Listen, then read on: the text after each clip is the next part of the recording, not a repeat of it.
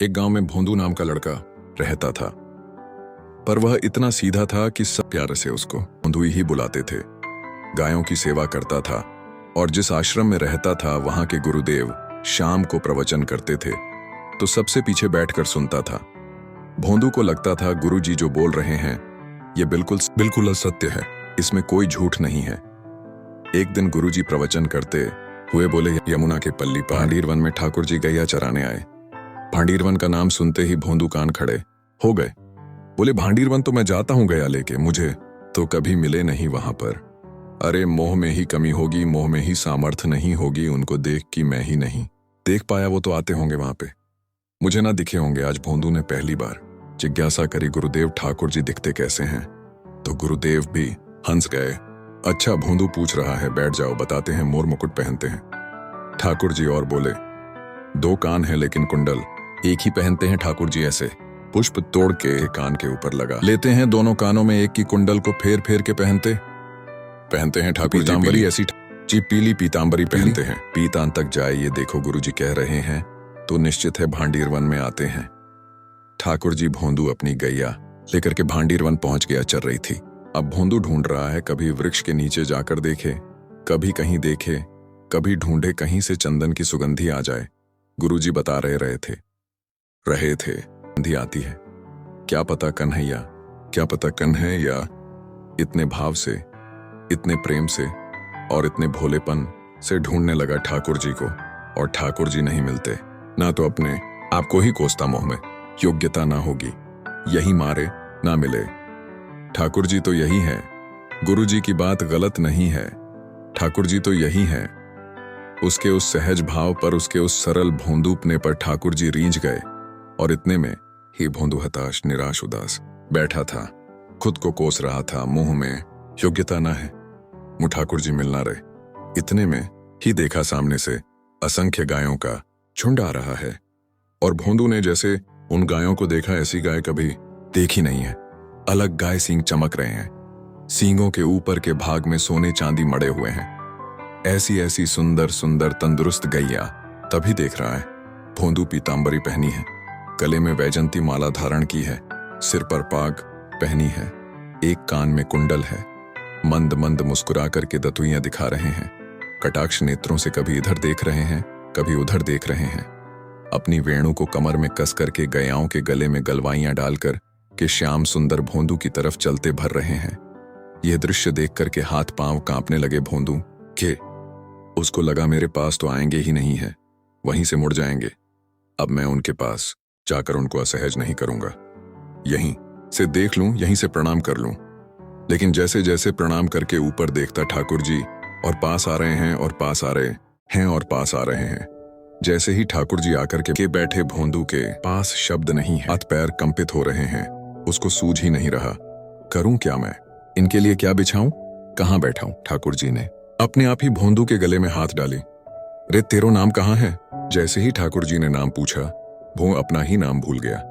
बोले, मुझे याद ही नहीं मेरा नाम क्या है, पर प्रेम से सब लोग मुझे भोंदू बुलाते हैं। अब तो भोंदू नाम सुनते ही ठाकुर जी ताली दे दे के हंसने लगे। तेरो नाम भोंदू है? बोले, हाँ मेरा नाम भोंदू है। और ठाकुर जी आपको अच्छा लगा? बोले, हाँ बहुत अच्छा लगा। आपको नाम कहाँ है? ठाकुर जी बोले, तू मोहे ना जाने। बोले, जानू तो ना हूं, लेकिन गुरुजी ने जैसा रूप बताया वैसे ही है आपको। तो आप कहीं नंद नंदन तो नहीं हो? ठाकुर जी बोले, हाँ मैं नंद नंदन ही हूं। यशोदा जी को लाला, नंद जी को लाला। भोंदू बोलो, जय हो भगवान, आज आपके दर्शन है गए। गुरुजी और सब बालकन को तो आप शायद रोज ही मिलते होंगे, लेकिन मैं ही अभागों को आप आज ही मिले हो। ठाकुर जी बोले, अब चल बात मत बनावे, जल्दी कछु खवा, मों को भूख लग रही है। भोंदू एक कपड़े में रोटी बांध के उसमें मिर्च और गुड़ रख करके लेकर गया। 2 रोटी थी। भोंदू ने जैसे ही खोली, एक रोटी ठाकुर जी के सामने धर दे अपने पास रख ले। बोले, मैं भी तो खाऊंगा। ठाकुर जी ने बढ़िया रोटी ऐसे घुमाई और प्रेम से गुड़ खावे और रोटी पान लगे प्रेम से। और ठाकुर जी तो चप चप करके नेक में पा गए। भोंदू तो भूल ही गया खानो, भी वो ठाकुर जी को ही देख रहा है। ठाकुर जी बोले, और जोर की भूख लगी है, ला अपनी रोटी दे दे। भोंदू बोला, मों को भी भूख लगी है। बोले, अच्छा चल, आधी आधी खा ले, मैं आधी तू खा ले, आधी मैं खा लूंगा। दोनों खा लिए। कल तेरी से ज्यादा सी रोटी ले आई, भूख ज्यादा लगे और सुनिए इसमें आई, और मिलूंगा कल भी। तोते ठाकुर जी अपने मार्ग पर चले गए। भद्दू इतना प्रसन्न है, बोले आज मो ठाकुर जी मिल गए। गुरुदेव के प्रवचन का समय हो गया। भोंदू पीछे जाकर बैठ गया। अपने गुरुदेव को प्रणाम करे। इनकी कृपा से ठाकुर जी मिले। उसने किसी को नहीं बताया। उसको लगा सबको ही मिलते हैं भगवान, मुझे ही मिले हैं बहुत दिन बाद। दूसरे दिन भोंदू खूब सारी सामग्री रसोई घर में इकट्ठा करके जाने लगा। किसी ने जाकर गुरुदेव से कह दिया कि भोंदू बहुत सारी सामग्री ले जा रहा है। गुरुदेव ने जाके कही, भोंदू इतनी सामग्री ले जा रहे हो भैया, वो भंडारो करेगो का नहीं गुरुजी। भंडारो तो नहीं करूंगा, वह नंद नंदन नाम है यशोदा। नंदन मदन मोहन वह अपनी गया चरा के आए, कल भी आए, मेरी रोटी खा गए, मैं भूखा ही रहो कलिया मारे। ज्यादा सी ले जा रहा हूं बेचारे, बहुत भूखे आए कल की, उनको पेट भर जागो मैं भी पा लूंगा, या हमारे गुरुजी आज ज्यादा सामग्री ले जा रहा हूं। गुरुदेव ने मन में सोचा, ये बात कोई और कहे तो अविश्वास किया जा सकता है, लेकिन भोंदू झूठ नहीं बोलता। भोंदू कभी झूठ नहीं बोलता। भोंदू की बात पर विश्वास करना ही पड़ेगा। गुरुदेव बोले, सुन सुन ठाकुर जी आए थे। बोले, हाँ। अच्छा, उनका रूप कैसा था? जैसा रूप आपने बताया था। हाँ गुरुजी, बिल्कुल वैसा।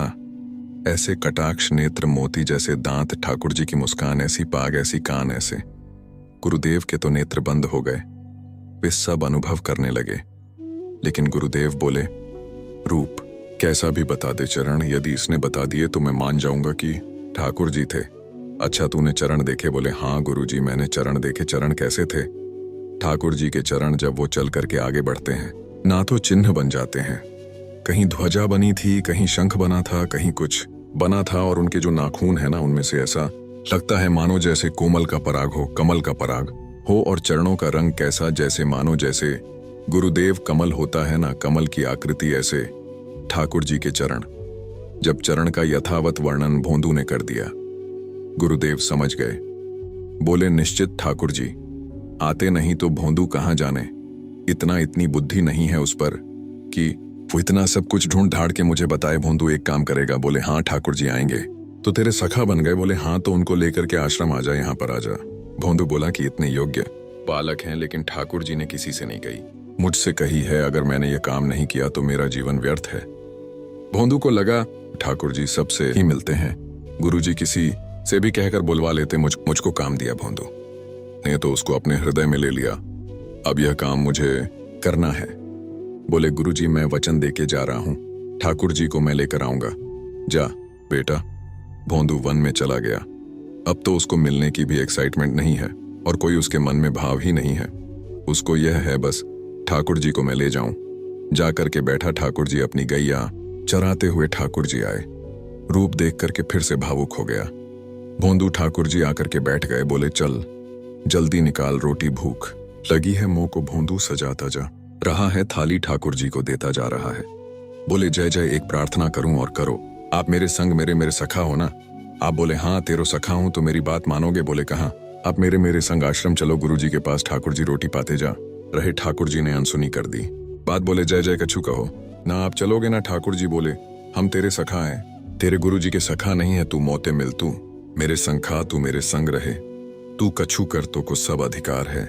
लेकिन ये हम गुरुजी ते मिलाओ बातें मिल, ये सब हम नहीं करेंगे। हम बस तेरे सखाए तो जाने और कोई ना जाने। जय जय ऐसा मत कहो ना, वे नहीं बताते तो मैं तो आपको देख ही नहीं पाता, मैं तो आपको जानता ही ना हूं। उन्होंने ही तो मुंह को बताई कि आप भांडीर बनाते हो, आपका रूप ऐसा है। उन्होंने कृपा करके मोह को आपसे मिलवाया हो, वही हमारी मित्रता के मूल आधार है। उनसे तो मिलवे चलो ना। ठाकुर जी बोले थे, ज्यादा जिद मत करे, हमने तुझसे एक बार कह दी, हम नहीं जाएंगे, नहीं जाएंगे, नहीं जाएंगे। ठाकुर जी रोटी पा रहे थे तो भोंदू ने हाथ से रोटी और छाई। बोले, यह भी दो, यह भी गुरुजी की है। लाओ यह मिर्च गुड़ सब दो, यह सब गुरुजी को है, यह भी मत खाओ। और सुनो, यदि हमारे गुरुजी से आपको प्रेम नहीं है तो हमको आपसे प्रेम नहीं है। कल से अपनी गण को लेकर कहीं और चरावे जाओ होंगे तुम नंद नंदन, अपने गांव के मेरे गुरुजी के पास नहीं जाओगे। और सुनो, यह मुंह में रखी रोटी को उगले आओ, यह भी गुरुजी के रसोई में बनी है, हमारे गुरुजी से नहीं मिलेंगे। ठाकुर जी बोले, अरे भोंदू, भद्दो नहीं, रुक। तो नहीं, अब तो मैं सुनूंगा ही नहीं। आपने ऐसे कैसे कह दी नहीं जाएंगे, 3 बार नहीं जाएंगे नहीं जाएंगे। और यह भांडीर वन मेरो है, मैं यहाँ गया चरावे आऊं।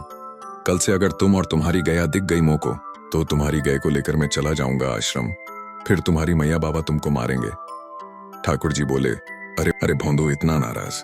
बोले, यदि मुझसे मित्रता रखनी है तो मुंह वचन देना पड़ेगा कि आप आश्रम चलोगे, और अगर आपने फिर से नहीं कही तो मैं जा रहा हूं वापस, और कभी आपको मुख नहीं देखूंगा, अपना मुख नहीं दिखाऊंगा। ठाकुर जी बोले, इस मुख को देखने के लिए या संघ के लिए लोग पता है तो कितनी तपस्या करें। बोले, जो तपस्या करें उनको मुबारक, तुम मोह को ना चाहिए। मोह ना मिलनो तुम कोई गरज ना पड़ रही। तुम ते आज तक नहीं मिले, कल ही तो मिले हो मोते, वो भी गुरुदेव की कृपा से मिले हो, जाओ मत, मिल मुझे ना चाहिए तुम। ठाकुर जी बोले, मैं तो ना जाऊंगा, मैं तो तेरे पास ही रहूंगा। बोले, तुम मत जाओ, मैं जा रहा हूं कि जाने लगा वापस। भदू ठाकुर जी पुकार रहे हैं। भोंदू को मानो जैसे क्योंकि लेकर जा रहा है वह ठाकुर जी के जैसे, मानो पूरा ऐश्वर्य ठाकुर जी का ले जा रहा हो। अरे भोंदू ने रुक तो जा। भोंदू बोला, अपना मुख भी नहीं दिखाऊंगा। यदि आप नहीं चलोगे तो भोंदू थोड़ी दूर गया, ठाकुर जी को लगे वापस आ जाएगा, थोड़ी और दूर गया, लगा अब आ जाएगा। लेकिन जब भोंदू दिखना बंद हो गया, हमारे ठाकुर जी विचलित हो गए, दौड़े भोंदू की तरफ। ठाकुर जी दौड़ करके गए और जाकर के भोंदू के पित्ती पर चढ़ गए। बोले, ले चल अपने गुरुदेव के पास, चलूंगा, तू झांकेगो लेकिन तो दूर नहीं जाने दूंगा। और भोंदू ठाकुर जी को ऐसे ऊपर चढ़ा करके लेकर के आश्रम जा रहा है। गुरुदेव आकर के खड़ी डीढ़े हो गए और मन में बस विचार कर रहे थे, हाथ पांव कांप रहे थे। बोले, ठाकुर जी आएंगे कि नहीं। इतने में ही भोंदू आया। औरत भी देखा भोंदू के पिद्दी पर ठाकुर जी टंगे भय आ रहे हैं। आज गुरुदेव ने जाकर के पहले भोंदू को प्रणाम किया।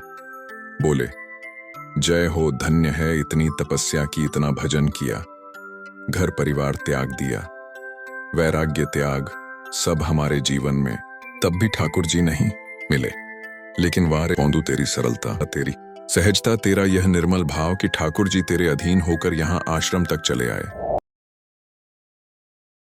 दोस्तों, आपको हमारी ये कहानी कैसी लगी प्लीज़ हमें कमेंट में ज़रूर बताइए, जिससे कि हम और भी अच्छी कहानी आगे लेके आते रहें। और हमारे चैनल को सब्सक्राइब कर लो, बेल आइकॉन को भी दबा देना, जिससे कि सारी कहानियों की नोटिफिकेशन आपके पास पहुंचती रहे। धन्यवाद, फिर मिलते हैं अगली कहानी में। तब तक के लिए जय श्री राम, राम राम।